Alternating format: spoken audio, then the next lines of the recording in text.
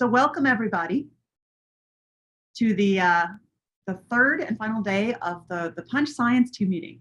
And we're really pleased you're all coming back and that we've got a great set of talks and discussions here, and we're really hoping for full participation. Be sure to ask lots of questions as we have done in the past. During the first presentations, we're going to be asking you to enter your questions through Slido, and that'll be put in the chat. Every now and again, it'll be updated, so you can be sure to know where to go to ask your questions. It's good to have that window open so you can see what other people have been asking, maybe upvote them. So our speakers will basically be given more or less minus a minute for transition, the full amount of their time. So they'll just talk right through, and then we'll, after the break, the questions that are going into the Slido will form the structure for the mostly free discussion. So this morning, we have the two more of our associate investigators. We had two yesterday. Again, the associate investigator program is a program in which Punch is trying to connect with the new generation of scientists, the people who are going to be using Punch moving forward. We have a cadre of 4 who have been presenting, who are working or in some cases just beginning to work on a Punch-related project. And so these talks are designed to highlight the great science that they're working on in general. And yesterday we heard from Rafael Atier and Bea Gallardo-Lacourt. And then today we're going to have a talk from Gilly. He'll be first, and Elena Pavornikova.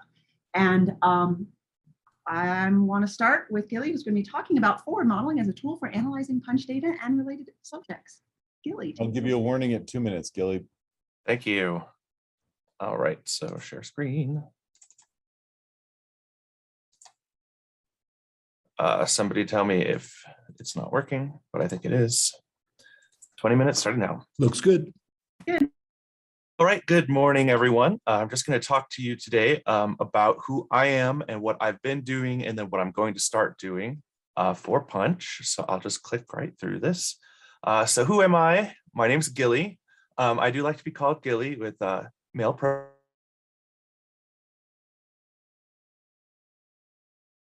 Gilly at all, which I love.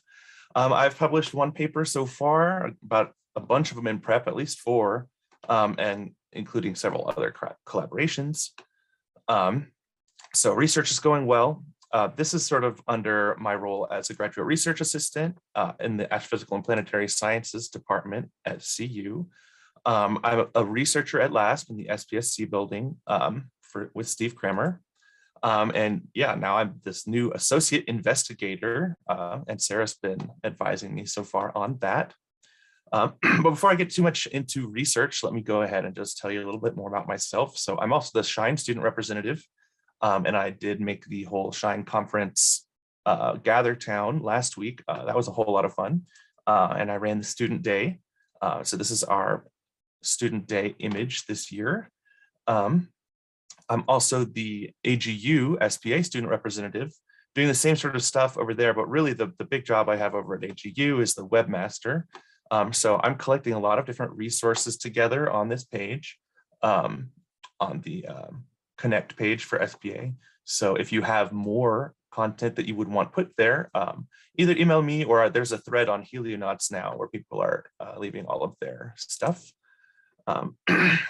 So then what else? I also do outreach. I've been working at Fisk Planetarium for a while, facilitating the Science Under the Dome program, which is where grad students and postdocs come to give talks at Fisk. I also designed a curriculum for 3rd graders called the Boulder Junior Astronauts. It was super fun. We went to all the different planets in the solar system on different days throughout the semester. And oh, it was just great fun to throw rocks into piles of flour or whatever it is that we're doing that week. And I made the Spark, Spin, and Freeze outreach arm of the Georgia Tech Physics Department. So that's still going strong. I'm really proud of that. Decades later, it's still going. But so yeah, let me just bring it back to my research. What have I been doing and what am I going to be doing in the future? So I have 3 major projects that I'm working on right now. One of them is called STRIA, and that's the one that's the most relevant to Punch. So I'll get to that one last. And so I'm modeling off-limb images, so basically chronograph. But I also have this project called Sunback, which is about image filtering, radio filtering of images. And then Ghosts is my first project that I worked on, and I've just done a ton of science. That's what my first paper is about, is Ghosts. So let's jump into Ghosts first. So GOES is the Global Heliospheric Optically Thin Spectral Transport Simulation, which makes sense. I presented this first on Halloween a few years ago, so that's why we've got this theme here. It simulates line of sight integration of emission lines. So it's like, it's not polarized brightness or white light. It is specifically just looking at individual lines. And it's a forward model. So we start with some sort of physics, and what we get out is observations. It's semi-empirical. So basically I'm just pulling together pieces from a lot of other codes or outputs of those codes and using that sort of to interpolate and make into the GOES model and see what spectral lines would come out of that. It's written in Python. This is a terrible joke, unveil the GOES in the data. But yeah, that was me of years ago, at least 2. So I can't take responsibility for that being bad. So just looking at the description, I forward model spectroscopic measurements from open field regions of the corona. So we've got open field regions here on the north and south poles. This is rotated 90 degrees from where you normally see it. And what kind of measurements do we take? Well, I don't do the observations myself, but one might put a slit spectrograph there off of the limb of the sun and look at the spectral lines that you get. Here's a more realistic example. And in that spectrum, there was a slice. And in that slice, there was a line. And in that line, it had a width. And that width is related to line of sight velocity because of Doppler shifting. So the velocity distribution along the line of sight tells you something about what the wavelength distribution is going to be in your spectral line, and vice versa. So what can contribute to line width? Well, it'll be wider if it's hotter. It's all Doppler really in the end, but it'll be wider if it's thermal. If it's hotter, it's wider when there's solar wind. It turns out the solar wind in the foreground and background actually does matter more than none. And then if there's some sort of wave, that would give us some additional broadening. So just to briefly say how we're modeling the elements and the ions, we get the abundances and ionization fractions from Chianti, but it doesn't stay dependent on temperature everywhere. So when the collisional time becomes much greater than the expansion time of a given blob of solar wind, the ionization states become frozen in, is what they say. So the way that you model that is this equation, which I won't go into too much, but it's the radial evolution of the density, including the wind speed there, that u sub I. So that ends up giving you something like this. For every ion of oxygen, you have to solve them all together in a set. But so you can see as a function of height above the photosphere, on the left side, it's sort of free to vary. Let's see, the dashed lines are the equilibrium calculation and the solid lines are the more numerical solution here. So you can see that they diverge above about 1 solar radius above the surface. So we chose 12 lines to model for this work. It's these ones here. It's actually only 11 ions because I think it's the oxygen that overlaps. But what we end up getting when we solve that equation is ion density versus height. And you can see on the top plot, I've marked the peak density, and on the bottom plot there, I've marked where it's freezing in, where the ion fraction is no longer varying with height. So you sort of just have this range up to a certain height, above which you can't really use the ionization fraction to tell you something about temperature, for instance. It's frozen in from lower. So then what happens next? Well, now that we have the ions figured out, we run the line of sight integrations. So for 12 different ion lines, we fit them with Gaussians. And because this is a flow-free case, just thermal effects right now, there's no flows at all. So we can convert that straight into a temperature. The width is equal to the V thermal squared there. And so what do we find? Well, the plane of the sky value of the temperature is this dashed black line. And the colored curves are the results of the Gaussians. So in the upper corona, anywhere even above 0.1 about over the sun, the measurement that you get kind of matches what you want to measure, and that's a good thing. But below a certain height, that stops happening. So what's going on with these plateaus at the bottom? You've got flat measurements in the low corona, and the reason, at least in this work here, is the measurement is contaminated by the foreground and background. Just one second.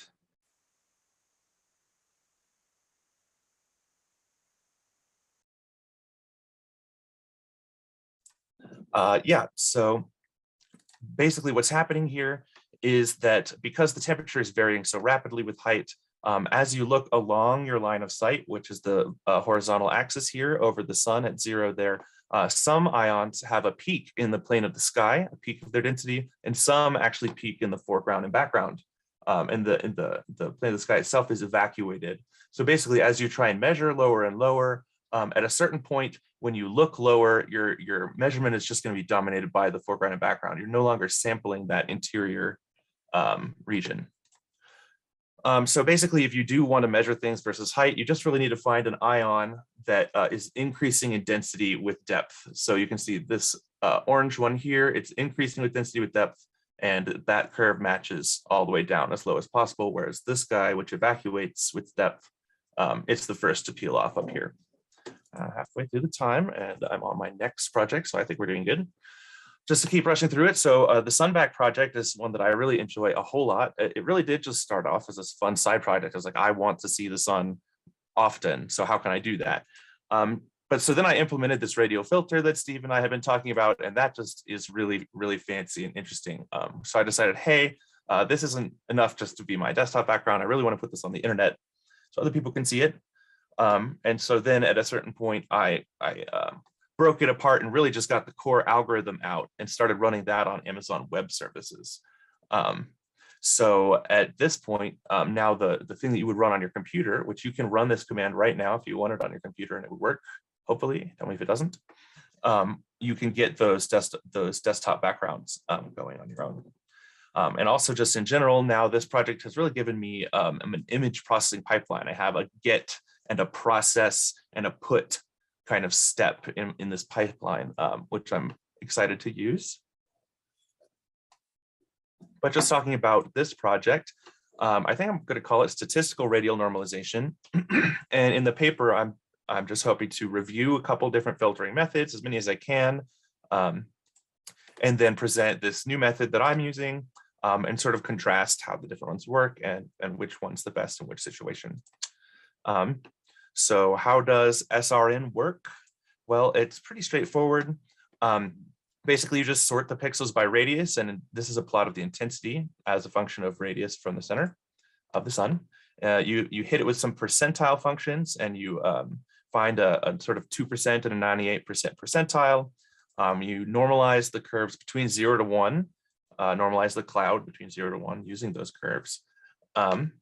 And that makes everything basically the same dynamic range. You have to take care right at the limb, just because it's not easy to curve fit something like that. So that's kind of more of a direct thing. But what do you get out of it? This is sort of the way that most people see AIA imagery most of the time. And this is how I see AIA imagery most of the time. And so those things are very different in my opinion. And I personally think that this is an outdated way of looking at the sun like this, and you probably shouldn't just look at this or plot this. Like, you should at least try. There's stuff up there. There's stuff up there.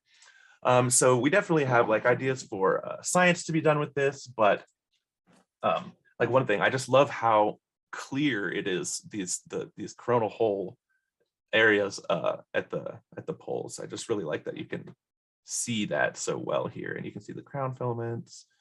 But let's see, yeah. So I have a lot of ideas about where to put this data. I've got a movie version like this, which again, I just think is absolutely spectacular to look at. And I'm planning on putting it out on the internet, Planetaria, a couple other places, maybe for scientists, Panhelio, something like that. But yeah, tell me if you want access to this imagery. It's many gigabytes, it turns out. But yeah, we also are talking about doing science now. Like now that we can see stuff in the upper regions of these videos, maybe we can do statistics or something like that. Just left that little horn there. So I've got 7.5 minutes left. We're doing good. Let's look at this third project.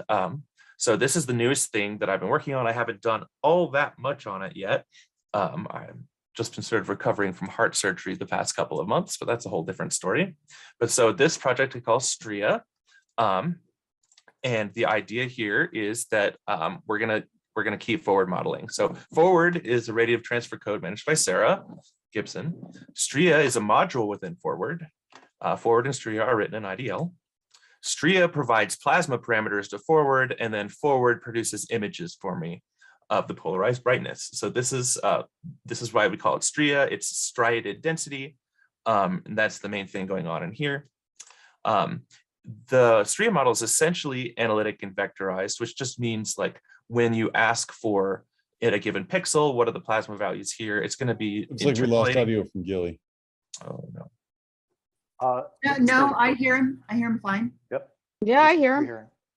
Excellent. Cool. I'll keep tracking forward. Yeah, so it's just to skip over that a little bit. It's kind of like we can get as high resolution as we want. It's not just pixelated. And now I have forward working, and I can do whatever I want with it. So that's kind of cool. And yeah, I'm not doing the analysis in IDL because I think Python plots are prettier, and that's my prerogative. So some of the science questions we want to answer is it's about how does the rotation contribute to variability in PV? What kind of density contrast are we going to be able to pull out for these blobs and things like that? How does the variability, how is it different at different parts in the solar cycle? So we can take an image sort of like this and unwrap it out into one of these more, I guess this is probably like a time distance here. And so if you look at one given point in this, maybe you can look at what is the PB like over time, or you can look at for a slice at a height, maybe get for a function of latitude, what are the statistics of the intensity. So that's kind of, this is the very first step towards that in this project. You can see I've got this ring here unwrapped over here using Craig's, he's got some sort of unwrap code, which I vaguely poked until it seems to be working-ish. Here's that time distance plot again, and it actually looks a lot more like this than I expected it to for a preliminary result like this. But yeah, and so then this is that more time series at a single point. So this is kind of the way that we can break it out to look at it. And just to do sort of the future work side, we want to add blobs in, of course, to try and, I think someone called it the green plot yesterday from Craig. We want to kind of try and forward model that plot. And so we've got these questions here. Once we do that, just to skip over that briefly. So the bleeding edge of my research right now, it's working. This is the IDL code. This is STRIA. This is just orbiting around to see if I could get blobs, which I could. And then now there's flowing blobs, which is good. They're supposed to go out, which is good. I don't know why these are appearing and disappearing. That's I don't know why. So that's where I'm at. And I just wanted to point out that, yeah, we are including the effects of the Parker spiral. We're going to try and include as many realistic things as we can, but it is kind of, again, a cartoon model a bit. So I've got about 1 or 2 more minutes, and I'll just throw up this. I've been collaborating with people now. It's really exciting. I'm about to graduate next year, so I'm exactly in the right place to start working on new things with new people. I've been with Steve for the past X number of years that I've been a grad student at CU, but now I'm working with Sarah as well with the STRIA stuff.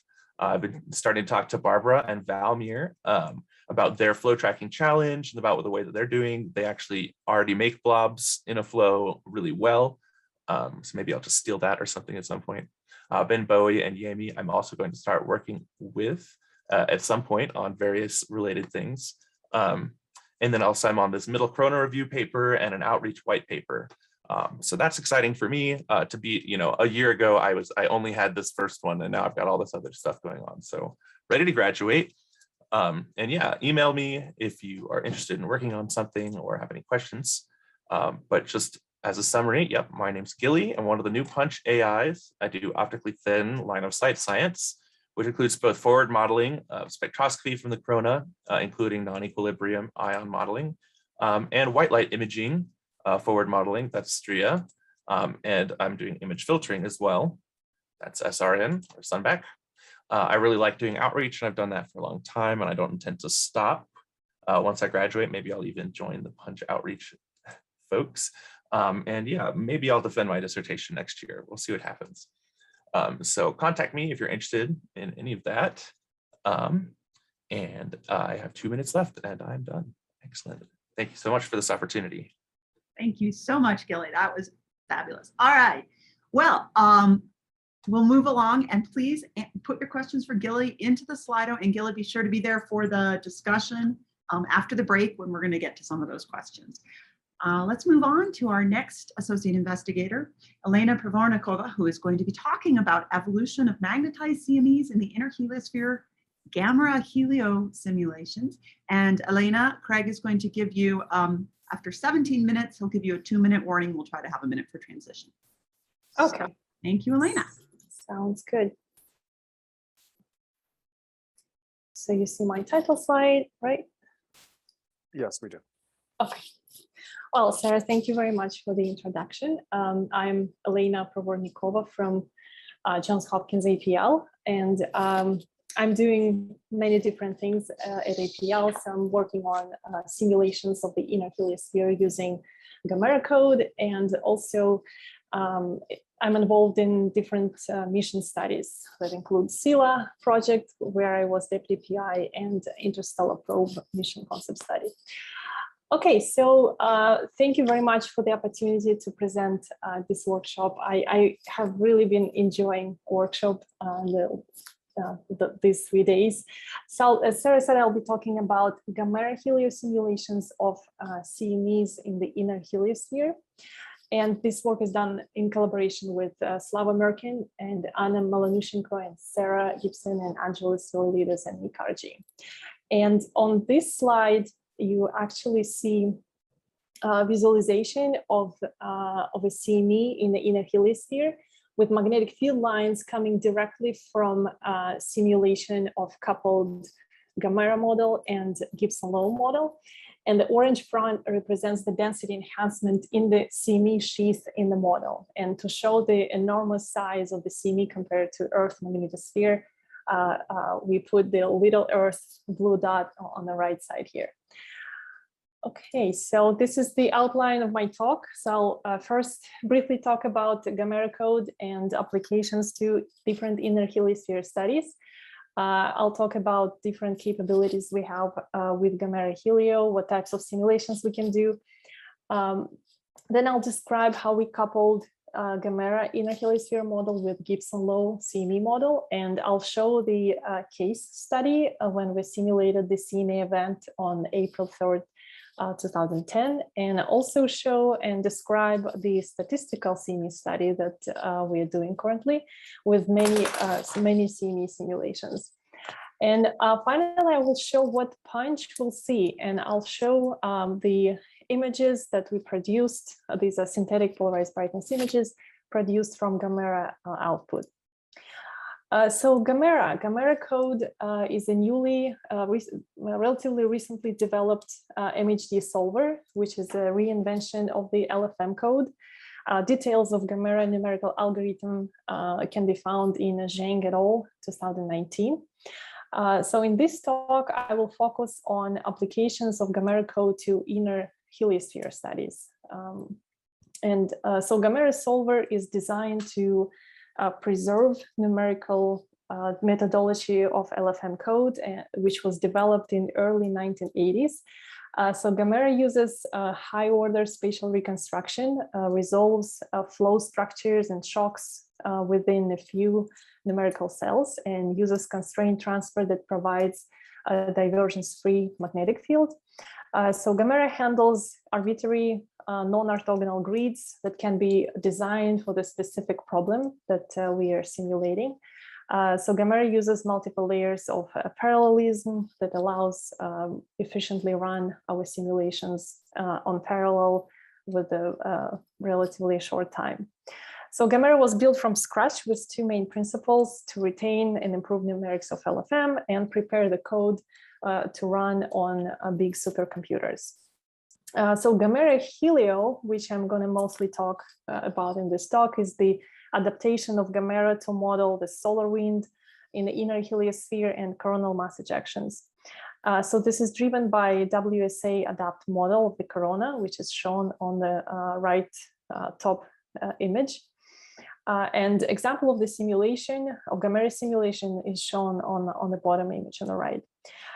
So previously, LFM helio model has been applied to steady state simulations of the inner heliosphere, time-dependent simulations, and also coupled with a coronal model from Predictive Science Group. And here you see, I put the references, Merkin et al. So now we are sort of following the same direction and applying Gamera helio to those different simulations. If you want to learn more about Gamera MHD, just you can just Google Gamera MHD. So far we applied Gamera to 3 types of heliospheric simulations. So these are the, on the left, you see the steady state simulations of the solar wind in the inner heliosphere. Those are driven by the single WSA map, the inner boundary. And for steady state, we can do really high resolution simulations resolving mesoscale structures. Now in the middle image, we can simulate propagation and evolution of interplanetary CMEs with internal magnetic structure. So we coupled Gamera with Gibson and Low analytical CME model. And also on the right, so these are the time-dependent simulations of the solar wind in the inner heliosphere, which we are we're developing now, almost done with this. So in this case, the simulation of the solar wind in the inner heliosphere is driven by a series of maps from WSA. So those maps are changing on the inner boundary. This movie is actually showing changing WSA maps in the rotating frame for the Carrington rotation 2210. So in this presentation, I will focus mostly on CMEs. This slide sort of showing how we do simulations of CMEs with internal magnetic structure. So first we simulate the solar wind background from 0.1 AU to 1 AU. So in this particular case shown here in the middle upper image, so this is a resolution, this is relatively moderate resolution where we resolve 0.75 solar radii. So once we have the solution for the solar wind background, we emerge the Gibson-Low CME, which is shown on the bottom in the middle. So the parameters that define this magnetic bubble can be taken from CME white light images, and so as the result you see on the right. So this is the example of the simulation. This is CME in the inner heliosphere. I showed here the CME driven shock. This is the boundary here, and the CME magnetic structure with the entangled magnetic fields, and we're resolving the sheath in front of the CME. So when we merge this magnetic structure through the inner boundary of Gamera, we have to be careful to make sure that the Mach number at the boundary always stays super fast, because this is the condition for applying boundary conditions in the code. So that puts some limitation, because, for example, emerging a structure with a very strong magnetic field and moving slow may break this condition. So we have to be careful with this. Okay, so now I'd like to talk a little bit more about the Gibson-Low CME model, which I think is very powerful. It's very rare when you have 3D analytical MHD solution for something like that. That's very powerful. So so the solution describes the self-similar expanding CME, and a set of parameters define this magnetic bubble. So these include the opening angle, the magnetic topology, and the magnetic flux, the orientation of the structure, position in terms of latitude and longitude, and also how fast it moves, the velocity. So here I'm showing the 3 examples, 3 solutions from the Gibson-Low model for different magnetic field structures. So on the left, this is the so-called detached spheroMAG. So this is like the side view. In the middle, this is what we call tethered to the origin sphere map, and on the right, tethered flux rope. So these different configurations are obtained by applying different level of stretching parameter to the original sort of spherical spheromax structure. And in the bottom, you see the simulations of Gamera when we introduce this magnetic structure into the background solar wind. So we have to remember that in Gibson law model, this solution for the spheromax was obtained for certain assumption of the idealized background radial magnetic field. So once we merge the Gibson law structure into the arbitrary background in Gamera, the evolution of magnetic field will be different from the Gibson law model. It's not self-similar anymore. And this is what we saw in Gamera simulations. You can see how, excuse me, internal fields of the CME become connected with the background field, and some field cancel out at the boundary, and this kind of effects. So now, having this model, we apply this to a CME event on April 3rd, 2010. And the question we're asking is, are we able to constrain model inputs for this event and reproduce magnetic field variations at 1 AU, and to what extent? Have very little time, so let me try to go quickly through this. So this is a CME. It's a good CME in terms that it was sort of isolated. There were no other structures that interacted with it. And it was very well observed by Stereo A, B, and Soho Lasco. And here are some of the parameters listed here for this CME that we can constrain from white light images. So the latitude of the CME and velocity and opening angle. The orientation for this CME is not constrained very well. Could be oriented in a different way. Analysis of white light images did not make it possible to uniquely define the orientation. So we have at least 3 unconstrained parameters for our model: the topology, magnetic flux, and orientation. So for the topology, so choosing topology in a Gibson law model is a very important, because that really gives you how field will evolve if you probe this at 1 AU. And to inform the choice of magnetic topology, we looked at the in situ observations for this particular CME. And we found that the most appropriate choice would be the tethered flux rope, which is shown here in the bottom on the right, because that will likely to produce the variations of the field that was observed at 1 AU, shown on the left here from wind spacecraft. So on the upper top, you see the variations of the different magnetic field components, BX, BY on the upper top, and then second from the top is BZ. So by looking at the evolution of these components, we can sort of guess, we can narrow the choice of our topologies that we can simulate.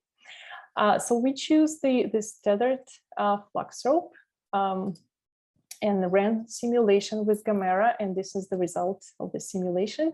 So we're looking on the top row, we're looking at the radial velocity, normalized density, and normalized magnetic field strength. And in the lower row, we're looking at the BZ, BR, and B5, three components of the magnetic field.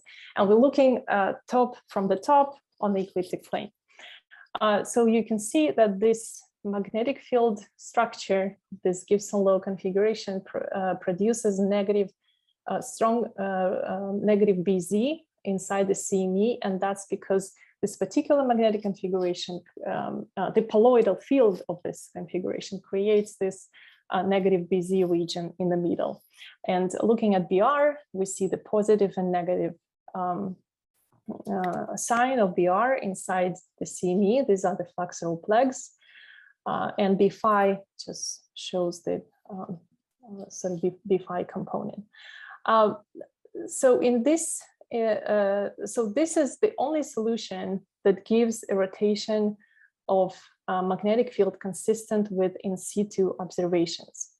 And so this is the sort of 3D view of this, showing in blue, showing this region inside the CME with negative BZ caused by the poloidal field of the Gibson law. And so now we looked at the in situ, synthetic in situ observations at 1AU as the CME goes, passes through. And we found that the timer evolution of B components is consistent with in situ observations. So if we compare what we got in the simulations on the left and on the data on the right, we find that BZ rotates from positive to negative sign, BX rotates appropriately from negative to positive, and BY sign does not change. But I forgot to mention, I'm saying this now, that however, of course, the model poses some limitations. So, and for this simulation, the flux rope was launched in the ecliptic plane. And this is in the opposite to observations that tell us that CME went about 20 degrees to the south. And we also did simulation with the observed direction of CME propagation. And we found that we can still reproduce BZ and BY rotations, but we don't match BX behavior. Okay, so now I have a few minutes left, and let me quickly go through the different application of this model, which is the statistical study, where we run many CME simulations. So the sort of long-term overarching goal for this is to develop the probabilistic forecasting methods. And this is usually done in 2 steps. So the first step is when values and uncertainties associated with inputs to the model, such as initial conditions, are determined using data simulation techniques. So this is often performed in the by Bayesian framework. And the second step is when we use our calibrated models to run forward to provide forecasts with uncertainties. So we're working on the first step when we want to constrain distribution of input parameters based on observations we have. Okay. Yes. So for this project, we're doing many CME simulations, and this table on the right shows different values, the grid of values for different CME parameters that I mentioned before. And as a result, we are actually doing around 50,000 ICME simulations. And since I have little time left, let me skip the data structure, but go to the what PUNCH will actually see. So we've done several hundreds of CME simulations already, and this is the example of the synthetic white light polarized brightness images that can be produced from the Gamera output. And this is the very nice work that Amy Molinushchenko did. So she wrote a code that synthesizes total and polarized brightness, which is tailored for Gamera data and optimized for speed. So the output is in the projection to match the expected PUNCH level 3 data. So Annie will talk more about this in her talk, how she used different CMEs with different configurations for CME tracking challenge. Okay, and let me go to summary. So there are several capabilities of the Gamera inner heliosphere simulations that include evolution of CMEs with internal magnetic field structure and high resolution simulations and time-dependent simulations. So we coupled Gamera and Gibson law models, and those simulations can provide ground truth data for PUNCH tracking algorithms. We developed a code to synthesize total brightness and polarized brightness, and Annie will talk more about this. And we applied our model to the particular CME event. We were able to reproduce rotation of the field with some limitations though, and also designed a pipeline to simulate tens of thousands of CMEs to determine posterior distribution of inputs. All right, thank you. Thank you so much, Elena, and thank you, Gilly, both of you, for some excellent first-rate talks. I'm very pleased with all 4 of our associate investigators. You guys are doing such great work. Let's move on now to the working group sessions. And we're going to start with working group 2A, which is CME Trajectory, 3D Structure, and Evolution. And Anna Malinishenko is going to give you a description of what that's all about. Annie, are you ready? Yeah. Oh, and Annie, you have 10 minutes, but actually you have 9 minutes. After 7, Craig's going to give you a 2-minute warning, and then we have a minute for transition, okay? Sounds good. Can you see my screen? Yeah, we're actually seeing the Slido of your screen. There you go. Now we're seeing what, yep, we're seeing what we should.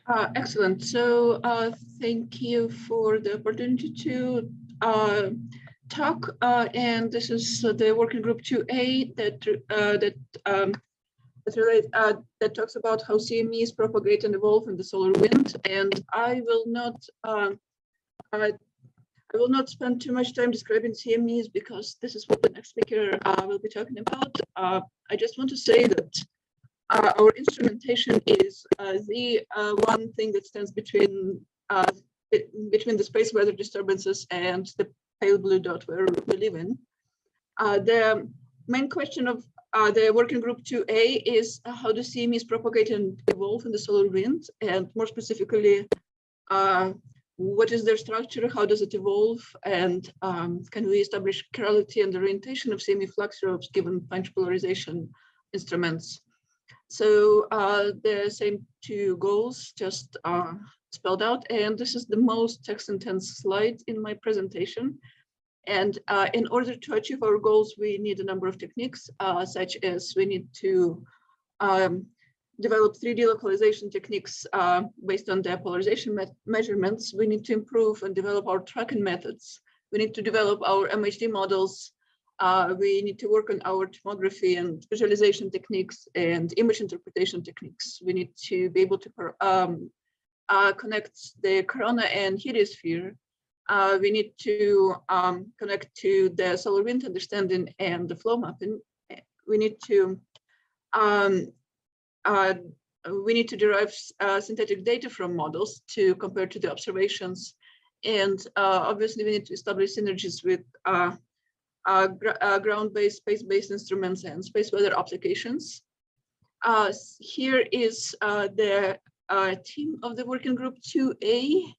And I just wanted to point out that Elena Provornikova in this table is the PUNCH associate investigator. So the tasks, and this is I'm not a fabulous graphic designer, so this is a busygram that shows the relationship between different working group 2s, and the point here is that punch data will directly feed into working group 2A that talking about that relates to CMEs, and to working group 2B that relates to CIRs. As for the working group 2C, it will depend on the input of the working group 2A results. And the working group 2C itself that Mihir will talk about later will iterate between the models and different SCP observations. And the working group 2A will also draw feedback from the working group 2C analysis outputs. And I wanted to say that to achieve the specific goals for, as far as the working group 2A is concerned, we need to improve our signal to noise techniques. We need to improve our modeling techniques and tracking techniques. We need to talk about, we need to develop localization, polarization techniques, synergies with observations, such as space-based and ground-based. And also we need to develop some pre-launch synthetic data sets. And the objective here is, it's actually twofold. One fold is, of course, to do science, but also we would like to be able to ready use PUNCH's data ASAP. And to this end, I am starting the CME challenge that is similar to Vadim's flow tracking challenge, which is rather brilliant. And the goals are to prepare for CME launch. The goals are to develop and improve CME analysis methods. Sorry, there was a word here that that got hidden. And obviously to do the great science. So the data for the CME challenge is from camera MHD simulations. This data come in standard FITS format. The data will have polarized brightness and total brightness, just like PUNCH will provide. PUNCH's field of view, and note also it will also have PUNCH projection, which is an azimuthal equidistant projection. For fields of view this big, it already differs considerably from the, for example, helioprojective Cartesian coordinate system, which is commonly used near the sun. So the setup of the challenge is as follows. You sign up by emailing me. You get linked to the Google documents and you download the data for 3 synthetic events. CME 0, which is the reference, and CME 1 and CME 2, which are the challenge. And just to show you what this document is, it is just a Google Doc of this kind, and it has links to FITS files and MPEG files. And FITS files are just standardly ingestible by whatever FITS software you might have. So you email me, you download the data, you determine the properties of the CMEs using whatever methods that you use, and determine whatever properties that you normally determine or that you intend to determine from PUNCH data.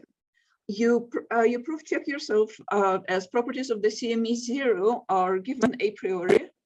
And here are some of those properties. I will talk about them in just a moment. And then you submit your answers for the challenge 2 cases.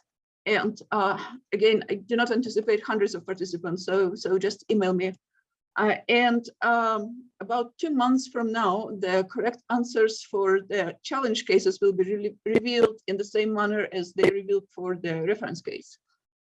Now, what kind of challenge questions to set up? Well, it really depends. Now, since all 3 cases are simulations, we know the ground truth completely for this data. And by completely, I mean we have the full set of MHD variables in 3D in time. The movie on the left is just just one slice of density for the CME and the contour showing the envelope of the CME and the front and the center of mass. But what you will get is something that you will get from PUNCH, which is synthetic total brightness and synthetic polarized brightness. For the CME 0, the reference case, you also get the answers. What answers? Well, launch location for one. The launch longitude will be kind of known because the data cases will have 3 different viewing angles with respect to the CME, 90 degrees off of the CME 60 and 30 in longitude. But the latitude of the launch is to be determined by you. Then the quantities related to trajectory, velocity, acceleration. And I inserted some of those. And here note that there are 2 kinds of correct answers here. One correct answer is the simulation parameter. And the second correct answer, so to speak, is measured from the ground truth data. I mean, it is also measured just like you would measure it, except that I have a full knowledge of the 3D MHD parameters distribution. So using this, I can, for example, measure the velocity of the front, acceleration of the front, or the 2D shape of the CME. 1 minute. Okay, and then angular size, shape, chirality, mass. Now, what else can you determine from this data? I mean, it is possible that what you can determine is not listed here, in which case, do let me know. If it is within reason, I will determine it, but I will also, when I upload it, I will upload the data for everyone who is participating. So here are 3 synthetic events. The challenge is, what can you determine from this data? If you would like this data and if you would like to play and test your methods, email me. And the challenge starts today. The challenge ends 2 months from now. And at that, I finish. Thank you very much. Thank you so much, Annie. All right, so we are going to go on now with Angelos Folidas, who's going to give us a scene setter on this topic. And again, if you have questions for Annie, or for that matter, Gilly or Elena, please put them in the Slido and we'll have a time to talk about them in the discussion after the break. So Angelos, are you here? And Yep. he's going to talk state of the I'm here. union on CMEs and what Punch can do about it. All right. So shall I share my screen then? Absolutely. All right. Do I have share? Oh, yeah, I do. And that's special. All right. So I was asked to give a scene setting talk and also in a sense a review of where we stand on CME research. And so I will try to be very brief, although this is a very big subject, obviously. And then try to come up to leave more time for to discuss the issues that we have that we possibly can address with Punch. So we have three sort of topics here I want to discuss. Again, I'm going to give a very broad review of the CME state of research, and that's why I call them paradigm shifts, kind of the major things that we've learned about CMEs over the last 50 years. Then I'll go to identify some of our knowledge gaps. Again, I'm going to focus really on what is sort of Punch's field of view and sort of area, because there are a lot of things we can do with, of course, not only with imaging, but in situ or low in the corona. And at the end, I would like to sort of pose some ideas and some places where we need to do maybe more work or prep work. Now, for the CMEs, well, we have 50 years of observation. So starting with 71, they are detected primarily from coronagraphs. This is our main way of studying those features. And over the years, we went from just a simple detection in the 70s to connection with the low corona in the 80s, particularly with the prominences. The realization or the beginning of the realization that CMEs are drivers of the space weather in the 80s with HALO CMEs, and of course with LASCO, which is still really our best set of coronagraphs in terms of quality. Well, we have a very extensive database of measurements or images over 2+ solar cycles. And of course, at the moment, we still have the stereo coronagraphs doing this multi-viewpoint imaging, lately only between LASCO and stereo. So the key point here is that we know a lot about CMEs, right? We've seen thousands of events.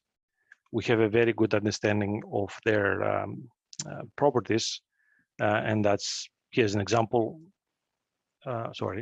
And here's an example of that. That's some measurements, statistical measurements that I accumulate over time. This is from up to 2017. So you see that at least the LASCO catalog, as it is compiled over at Goddard, has about 17,000 entries. Not all of them, of course, are CMEs. Only about 50% of those are. And so that's what is represented here. There are 30,000 CMEs, and about 17,000 of them are sort of past master for being detected as CMEs or classified as CMEs. So speaking of the long-term properties of CMEs, we really understand them well. We know what the range of mass is, what their average density is, the speeds that correlate very well with the sunspot numbers, and even we have a pretty good idea of the total mass ejected from the sun in terms of CMEs, and it's not that much. So these are now observations from a single viewpoint from the sun-earth line, right? I'm gonna come back to this. With LASCO, since stereo launched in 2007, of course, we have a much broader view of the heliosphere and how CMEs sort of evolve in that space. This is really the main breakthrough, is to image CMEs all the way to Earth, as I saw in this example from stereo, which allowed us to do some important progress in understanding accomplish some important progress, understanding the 3D reconstruction, the 3D shape of CMEs and their shocks, and start getting an idea of how they propagate into space. I'm going to show examples, of course, of imaging rotation direction regions in the interplanetary space now that we have such a big field of view. And for the first time, we were able to start comparing what we see remotely with what is detected in situ, and that is an issue. So what are the two main inputs or knowledge from the past that will go into the PUNCH analysis, I guess, in the next few years? One is, of course, the realization that all CMEs are flux ropes, as far as the images are concerned, and as much as the theory is concerned. These are examples from LASCO, and this is from Stereo, showing that we can really do a very good modeling comparison with what we call the standard flare CME model. That is basically what we are observing is the ejection of some sort of a helical magnetic system into the heliosphere, and that the flare is just the heating sort of manifestation of that energy release. Thanks to, like I said before, Stereo, we're able to map the not only CMEs but also the more quiescent solar wind in space. This is an example from Greg's paper a few years back, showing the sort of the full range of outflows coming from the EUV all the way to, say, Earth. But we also have the ability to image in this case, the stream interaction regions. This is from the first papers actually from Stereo were dealing with this detection and measurement of these features. And here's an example of a rotation or a stream interaction region passing both over the spacecraft and being viewed farther afield. This is so, and I use this because that will be an example of what we will be seeing in the outer sort of edges of the PUNCH field of view. Only this will cover sort of the 360 view rather than just one part of the ecliptic sky. So we're doing pretty well as far as I can tell in terms of imaging CMEs from the sun to the Earth. So where are the problems? Well, there's still unresolved problems. One way to do that is to come up with the issues is to consider how well we're doing for space weather predictions. This is a work I've been doing quite a lot for the last few years. Here again, an example of a recent review I did in Frontiers, where I try to assess, why we're not doing better in medium-term forecasting, and that is a part of the CME only table, where I sort of consider some of the main, for me, inputs for space weather forecasting: the direction of the CME, when it will arrive, what speed it will have, and of course the magnetic configuration of the event, and then see where we stand and consider why we're not doing better. So, since we basically effectively we're seeing CMEs all the way to Earth in projection at least. So the main point here though is to see what are the choke points that I have identified, and you can find more details in the papers. Is this interplanetary evolution? We have issues to deal with low down in the sun for sure, but as far as we are concerned here in this meeting, and CMEs are concerned actually, is the IP propagation that we don't really have a very good handle on. One example is when we try to compare 3D reconstructions from, say, Stereo with in situ reconstructions using these idealized magnetic cloud models. So this is an example from Robin's thesis, that she did with me back in 2012, where we did this comparison. We tried to use on the left is an in situ model with comes up with some numbers for those 9 CMEs, and to the right are the corresponding data from the reconstructions using the images. And you see that they vary a lot, particularly the orientation of that nominal flux robe. Another thing to point out that is important is that the sizes of the events as seen in the white light are much larger than what is being estimated from in situ. This is also a similar conclusion reached by Brian Wood et al. In 2017, where they analyzed many more events in this comparison. But unfortunately, over the last 10 years, really, the situation has not changed. Occasionally, on an event-by-event basis, we might get agreement, but on average, it seems that we're measuring different things, which tells you really, which is good, because it tells you something about the internal structure of the event that we don't understand well. The other issue is, of course, all the other stuff that is happening in the Limp space. This is a figure from a paper we did with Alexei Savnin a while back. In what you need, where we try to assess effects of rotation, deflection, and other things like that. In red, in those plots, is the field of view of sort of the inner heliosphere will be imaged by PUNCH, more or less. So you can see a lot of these effects, like the rotation or deflection of CMEs occurs in that space.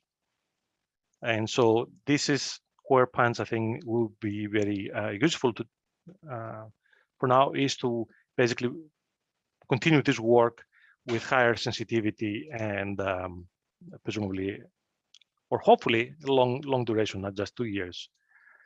Now, so what are we missing? At this point, if we were to ask this question, we have 3 challenges, and I discussed that also at the AGU.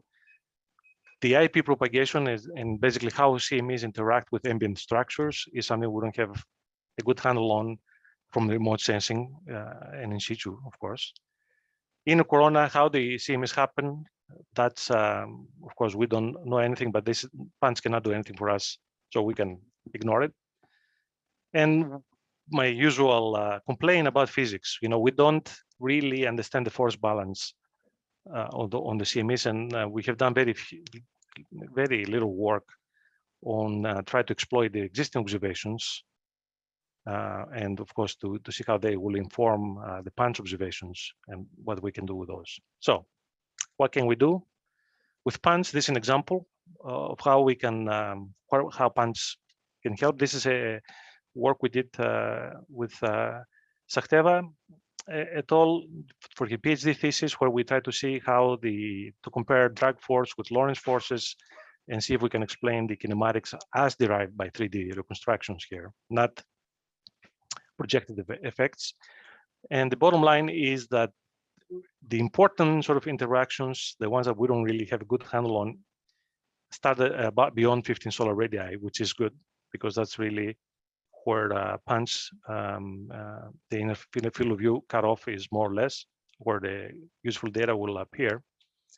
Here is an example from Greg provided me this figure. So you see within that, the gray circle is where PUNCH will have very high cadence and high signal to noise ratio observations. And this circle is really where, this sort of area where drag and Lorentz forces seem to play at each other. And which, if we understand how that occurs, and from event to event basis or during the solar cycle, will help us understand or constrain a lot more the propagation of CMEs. Now, PUNCH has pros and cons, and I put them here as I was thinking of them last night. We have the continuous imaging, which is great. There is a large overlap between the high and the coronagraph fields of view, which allow, because these images will be taken at slightly different modes and would have different performance characteristics. It'd be great to cross calibration and to then use what we learned from PUNCH to go and reinterpret observations from SECI.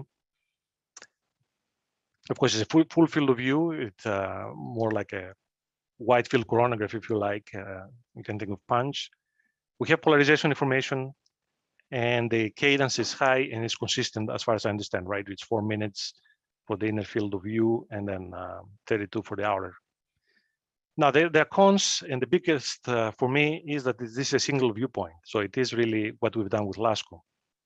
It does not really bring much into our discussion that we haven't had already. And I'll talk about where those things are. So based on that, because it's along the sun-earth line, it's going to be less sensitive to Earth-directed structures. Basically, what we'll be seeing will be the outer flanks of the Earth-directed CMEs or events going on the side, which is fine. I mean, this is not a space weather mission per se. There are issues that the people have to deal with when they try to fix the images. This is the high latitude aurora, as the SME people will tell you. It's going to be difficult. And the unknown F-corner polarization, which I would like someone to address.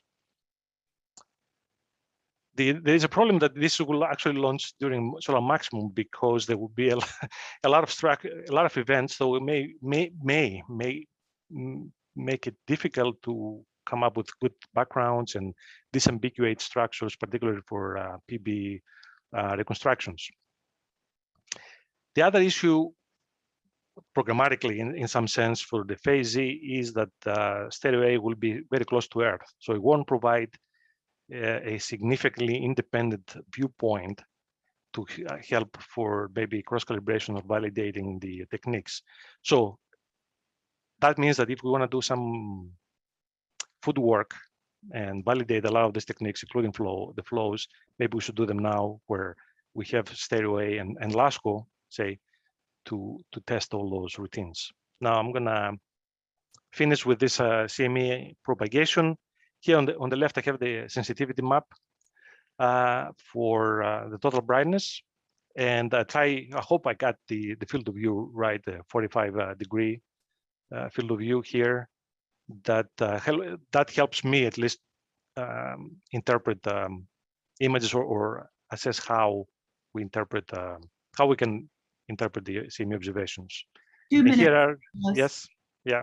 And here are the research issues that I thought PUNCH would really make great progress on. Is the CME interactions that I mentioned earlier. That's because of the high gainance imaging, the polarization capability, and of course the 360-degree field of view. That all of them combined will help us make progress. The CME kinematics that I already discussed. The substructure here is something that Greg has already worked on. I believe the high signal noise ratio in the high images, along with the polarization, plus some forward modeling, and I have here contribution from other viewpoints, should be one of the key sort of targets. Now, there are other things like non-self-similar expansion, pile-up effects, and even estimates of the magnetic field with CMEs using forward modeling, a lot like maybe what Elena talked about, which is more MHD, plus some of the empirical ones we have around. So that's what I had, and this is sort of my, for discussion, what exactly PUNCH could help the existing state of the field, and what are my worries. Thank you. Thank you, Angelos, for a very thought-provoking overview. And please remember, people, to put questions for Angelos into the Slido, and we will return to those during the discussion after the break. For now, I'd like to transition to the Working Group 2C, which is this working group on shock 3D dynamics and morphology. And we have Mihir Desai, who leads that group, to tell us about that. Mihir, are you here? Yes, I'm here. Can you hear me? We can hear you. Okay, good. So you can see my screen, I presume. Yeah. If I can. Okay. Get my slideshow. Let me get my slideshow working. Sure. Okay. Can you see that? Yes, that looks great. Thanks. All right, perfect. All right, so working group 2C is essentially waiting in some sense for Angelos and working group 2A and 2B to do their work, so we can take that and then relate it to shocks, shock structure, shock evolution, and perhaps extend it to understanding SEP acceleration, which is also an important part of space weather associated with CMEs in particular. So we've seen this beautiful image before, and the two main objectives that drive the PUNCH mission, science measurements, and our activities. You heard about objective 1 in the first couple of days, and mostly about objective 2 yesterday and today. What I want to do is to go to this last part, which basically is related to objectives A and objective 2A and 2B, but it also in some sense depends on our understanding of objective and closing out objective 1, which is to how do CMEs propagate in the ambient solar wind. That's also important for us to be able to understand how shocks interact with upstream ambient solar wind and upstream turbulence and so on. So I'll talk a little bit about that. But this is just to give you an overview of what our activities are going to be focused on. The first step in understanding shocks and shocks is to actually identify the CMEs, and Angelos did a great job of talking about that, and so did Anna with the synthetic data sets. Once you do that, the question is, how do we take that information and feed it into models that allow us to propagate the CME itself, the 3D structure of the shock, and refine our models continuously at different locations. And that's the whole idea of what we're trying to do here.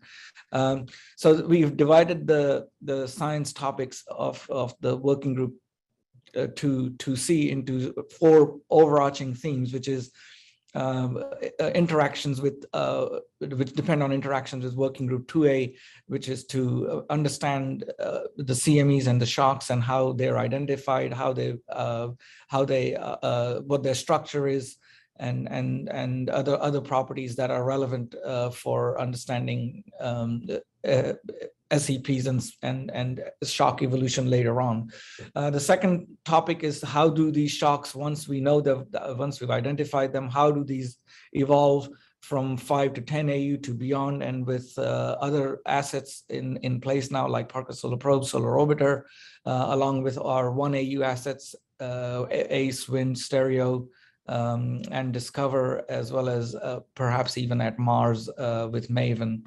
We will be able to constrain a lot of these models that use the inputs from PUNCH data to predict to propagate shocks and CMEs throughout the inner heliosphere at least.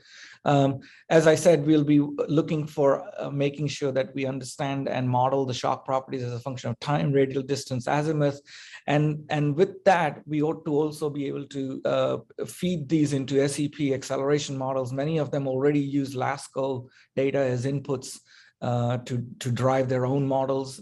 So we ought to be able to do that, at least in some well-defined cases where it's an isolated CMEs and shocks, although we know that when SEPs occur and cause radiation damaging events, they occur in a sequence. But we need to be able to do this for at least the simplest events possible before we embark on a much more ambitious program here.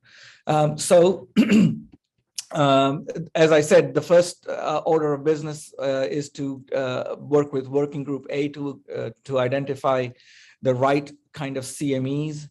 Right now, we are working on looking at the synthetic data that Annie talked about and see how we can get the modelists to take that into their models track the evolution and the 3D structure of these CMEs using a bunch of models like Dushan's model, as well as Alexei's Ruilad's model, which I'll talk about in a minute. Once we do that, all these slides are provided by our working group members, and I'll summarize that at the end. We want to be able to predict the properties of the shock, the plasma density, temperature jumps, the magnetic field compressions, all of those key parameters at different locations, and then see how well the models are doing. Refine them if necessary. And as I said, some of the SCP models are also able to directly take the LASCO kind of shock observations and CME speeds and model those out. So this one will provide much more detailed inputs for the SCP models. So we could do these in parallel, and we are hoping to do that. Both the shock and the SCP models in parallel to be able to see where the breakdown occurs in the modeling some of the key properties.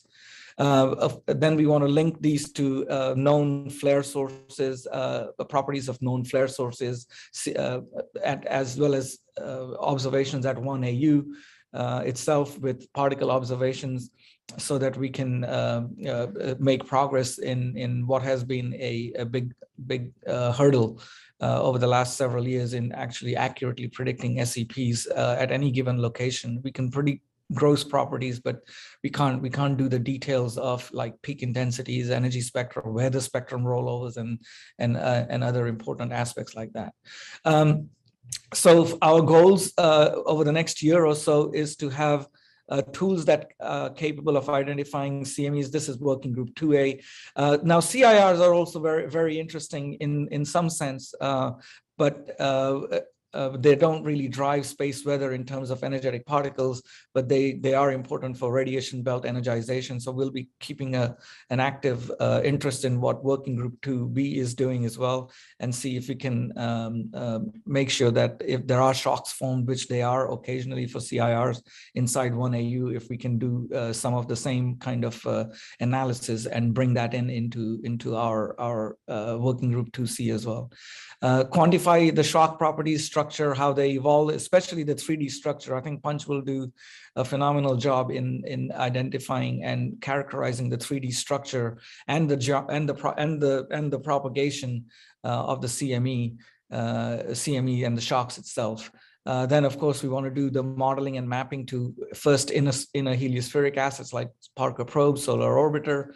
Of course, if Bepi Colombo goes online, that would be another asset to add and get another vantage point. Then we want to relate it to turbulence. This is a little bit very rudimentary stage right now, because we're still trying to figure out how Punch can provide information about turbulence ahead of the shock. But we have Bill Matthews and Eva Keynes hoping to tap into that. That's my own timer going off telling me to shut up. But I think I'm very close. Most of this has been talked about before. We are working with working group 2A and 2B to get the synthetic data worked up, so that we can start looking at shocks and things like that with the CMEs that they hopefully are fast enough and strong enough to drive. Punch observations, when they come online, will enable us to refine our understanding of how the synthetic data worked through the system here. We're trying to develop an end-to-end data model comparison kind of system that will allow us to make all these predictions and data model comparisons and refinement as we go along, and bring other modelers and observations back online when they come along. Like, for instance, IMAP, as well as the SWIFO observations will also come online within the Punch observations timeframe. So those are two additional assets that we could use. So you've seen one version of this overview chart that interconnects activities from working group 2A, 2B, and with the working group 2C to understand how shocks can accelerate SCPs using different assets. What's missing here is the working group 1A contributions to our understanding of all these different phenomena. And that is both, all of these are traveling, as I said, in the ambient solar wind, and we need to understand that as well. So here's the team members of working group 2C. We have a very diverse team with modelers and in situ observers, as well as remote sensing folks who are experts on extracting properties for CMEs and shocks. And if anybody wants to contribute or come onto the team, I'd welcome that, and that would be additional discussions that we could have later on in the sessions. So I think with that, I'll stop, and I think. I hope I was clear, because I'm sitting in my daughter's study room hall somewhere with really patchy internet connections. No, it's perfect. I didn't have any problems with it. It was great. That's because I've switched on VPN and every other internet connection. Good job. All right. Okay. All right. Thank you, Mahir. That's great. And setting the scene now for the working group 2C, we have Joe Giacalone, who's going to be talking about particle acceleration at shocks from the sun to 1 AU, the importance of the magnetic field. Hello, Joe. I see you there. And Joe, we're going to have the questions entered on Slido, with the discussion answering the questions immediately after the break. So do be sure all the speakers this morning to come back for that. And Joe, Craig will give you a 2-minute warning at 17 minutes into your talk to give us about a minute to make sure we can wrap up. Thank you. Okay. Good morning, everybody. I hope everyone's doing well. I'm relatively new to PUNCH. I've been aware of it for a few years, of course, but this meeting has been quite illuminating for me. So the main point I want to make in this talk, and I have a number of slides, and I don't, hopefully the main point comes across, is that, and I do have to give a little bit of background, so some of this might seem familiar to some, but maybe not to everybody. So that's why I give a little bit of background on the sort of the theory and the physics of particle acceleration. But the main point I want to make is for the largest SEP event. So this is focusing really on the largest SEP events, sort of the space weather ones that often drive a lot of the sort of big science questions. The big motivation is to try to understand space weather and the space radiation environment, and to really understand that a lot of the acceleration happens close to the sun, must happen close to the sun. And, we don't have a spacecraft down there to measure things in situ. And there hasn't been a really big event yet at Solar Probe. I'm hoping for one of those, but so any information we can have about the shape of CMEs, the magnetic fields in that region, particularly the magnetic field, is important. And so that's kind of the basis of this talk. So the point I want to make is the way the magnetic field varies from near the sun out to Earth is very, very important. Pretty much most talks I give, I teach a lot of classes, so I like to motivate things. I'll just do this very, very quickly. This is my standard motivation. Why do I care about energetic particles in the heliosphere? Well, the heliosphere provides us a really good close look at particle acceleration. The physics overlaps with physics that probably occurs at elsewhere, such as supernova remnants, which are probably producing the cosmic rays that we see in space, or probably came from a supernova remnant.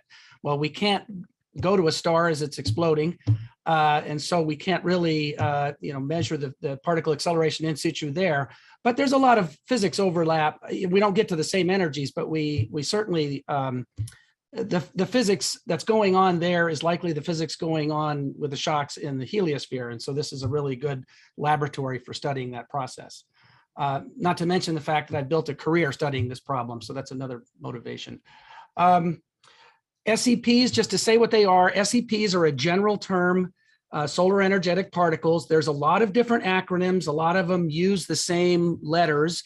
An ESP is a energetic storm particle event. It's basically a subset of SEPs associated with the enhancement of the CME shock when it comes by 1 AU. There's others. There's those associated with coronal, CIRs. There's things called anomalous cosmic rays, which are particles accelerated at the solar wind termination shock. Those are not SEPs. Then there's impulsive SEPs associated with solar flares. And then those associated with CMEs are called gradual SEPs, but there's a wide variety of these. SEP is really a general term. They're basically high energy component of the plasma distribution that is related to a solar related process. I like this image as a kind of an overview of the largest event. Again, my focus is on the largest of the events. This is a good kind of overview image here it's a multi-instrument plot on the upper right panel here. It's particles versus time. So it's a line plot. See, it's fluxes versus time over a huge range of energies from 100 keV at the lowest energy range. Maybe it goes down a little. Now this goes down to like 100 keV, but we do see 50 keV, of course, rise as well. And then the highest energies down below. So this goes up to, tens of MeV. In the low energy, you see this sort of bump right here early on. That's really just contamination at higher energies. So it's not really part of the sort of the overall time intensity profile at the lowest energy. So this is just contamination. But what it shows nicely is that the highest energy particles, of course, come early because you accelerated them very close to the sun to very high energies.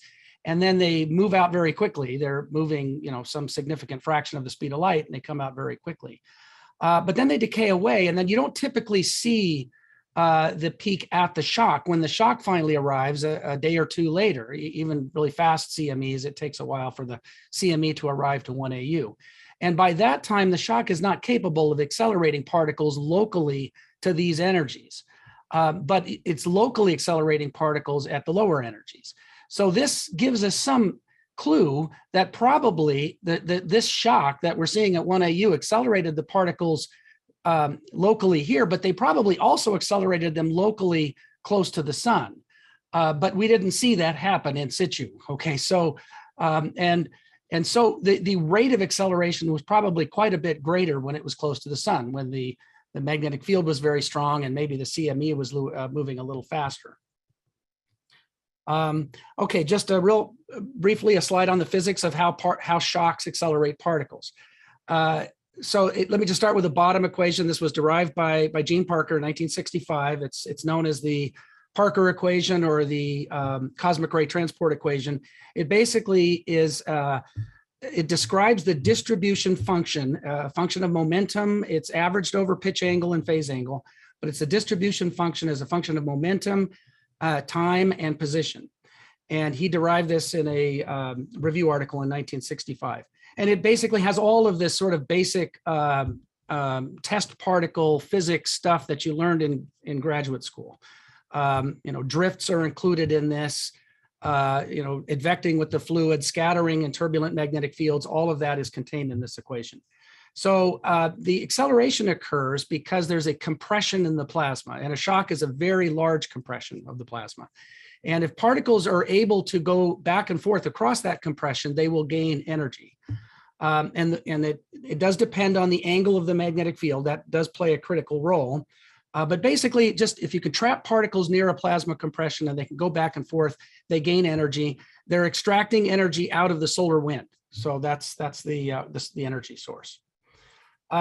If you solve that equation, it's actually a homework problem for an advanced graduate class on plasma physics. If you include cosmic ray transport in that class, then it's a good homework problem to work this out. It was actually derived in the 1970s, but you could solve that for a simple planar shock in 1D, and you get this result here.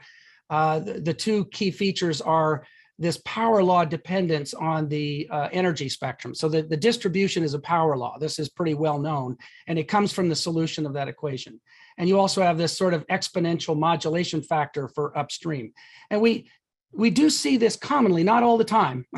I should point out, not all the time. You have to look hard for these kind of nice events like this, where you have kind of a near exponential rise at the shock, kind of constant downstream. You notice downstream, there's no spatial dependence. And then you get this power law dependence. But the really big events, this is common to see something like this. Okay, but also it doesn't, this power law in what I had before was a steady state. So that power law would go to, very high energies. But at SEPs, we don't typically see the power law breaks at some point. So this power law part of it, due to the shock acceleration, is this part down here, okay? So this is a typical, what's called I think this is a fluence spectrum, which is an event integrated energy spectrum. And you see this, this is the power law part that I was just talking about due to the shock acceleration, but then it rolls over here.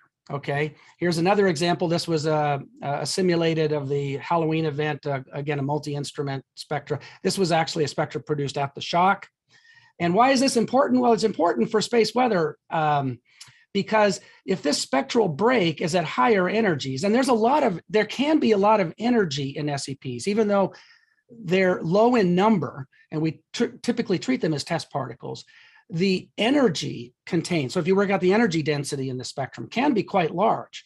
And in fact, if the spectrum breaks at a higher energy, there can be a severe radiation hazard. So it depends on where the spectrum breaks is very critical.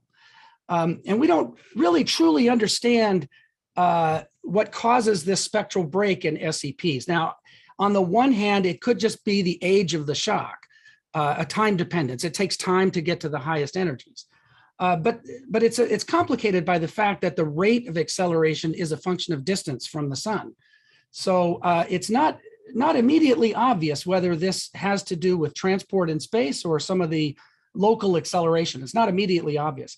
It's also, it could also be related to the energy budget of the problem. I mean, the energetic particles extract their energy from the solar wind. So as the shock is moving out, it's sweeping past the solar wind, and so the available energy is that energy being swept up. And as I said, there's a lot of, and in fact, the spectral slope, if you integrated that to work out an energy density, actually diverges. So the spectral break very much determines the amount of energy that's contained in that tail. So it could be that at some point you're accelerating too much and the injection has to slow down at the low energy end. So again, all of these factors could contribute, but we don't really understand that super well. From the theory side of things, we do know that spectral break is a function, is basically due to time. So in a planar shock, there is a spectral break because you can't accelerate in a time-dependent case, it takes time to get to the highest energies.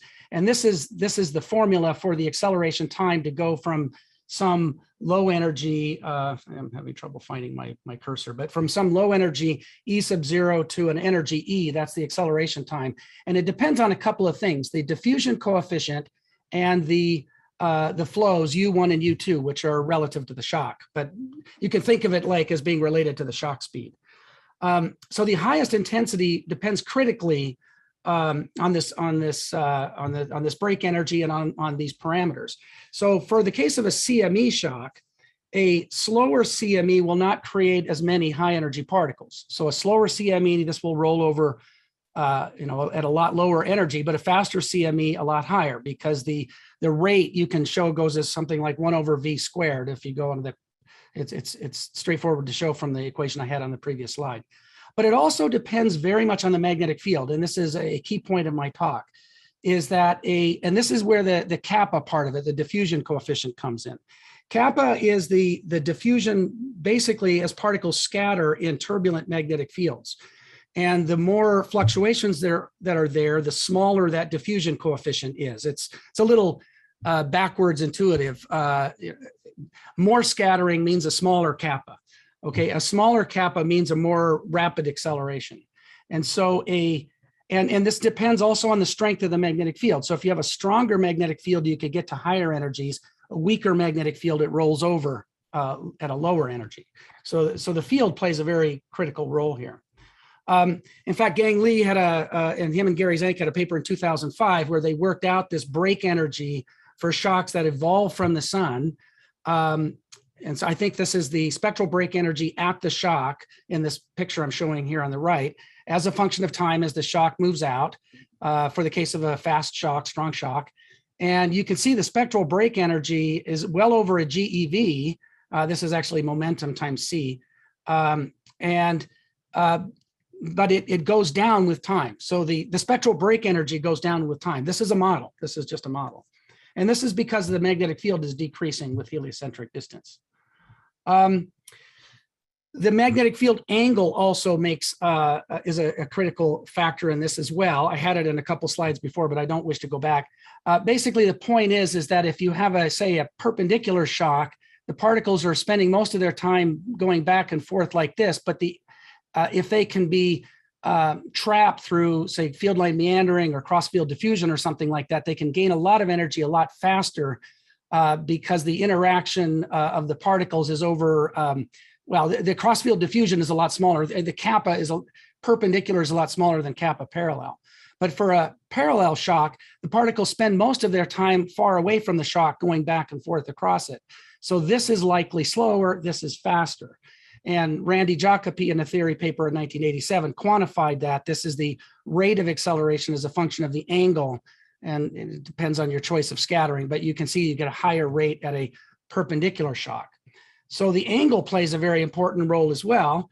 This was a nice paper by Kong et al. 2017, where they showed a CME moving through closed magnetic loops on the sun.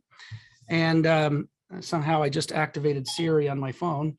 And so here's and so at low energies, the injection was all around the CME. So particles were being accelerated at low energies uniformly. And it's more uniform as the shock goes out. But at the highest energies originating out here at the top where the field is essentially perpendicular. So this is an example of a CME close to the sun. This was a kinematic model. So there's room for improvement on the actual dynamics of the CME in this case. But it basically shows how you can get a different distribution of high energy particles at different places along the shock, depending on the rate of acceleration. Nathan Schwadron et al. In 2015 also pointed out that if you go back to the Parker equation, the acceleration term is that divergence of the flow speed. And in some CME calculations that he was using, this was from the predictive science group, and they did plots of the divergence of V and in the proper frame of reference, and found that off to the flanks, you have a larger value there. So this is another source of producing differences in the acceleration rate at different places along the shock. It's complicated because the rate is not just the divergence of U, but there's the kappa that comes in as well. So there's other things that play here. Just a couple quick plugs for some work that my student has been doing. My student has, again, this is a kinematic model. It's the reason why these are mostly kinematic models and not combinations of like MHD simulations of CMEs combined with particle transport, is it's actually difficult because there's a dynamic range problem by coupling SEP models to CME MHD simulations. You need to resolve what's called the diffusive length scale. Essentially the mean free path of the particles have to be resolved. And that's an extremely, yes. 2 minutes. 2 minutes, yeah, I'll be done very quickly. So you have to resolve that length scale, and that length scale is extremely small near the sun, like 5 orders of magnitude smaller than the radius of the sun. So there is a dynamic range issue. So a lot of these models that people are doing are kinematic, where you describe the flows and you do your best to solve, like Maxwell's equation, so on and so on. So my student has a model of an offset sphere, which is the shock front, to represent a CME. And the main thing is to get a variation in the magnetic field around the surface of the shock. And so he's done that, and these are just some preliminary results. He's had an AGU presentation last year, and he'll do it again this year. But the aspect ratio in all of these plots are basically the same. But the one on the far right is the latest in time. The shock is much farther away from the sun, so that the scale changes in each of these. This is when the shock is close to the sun.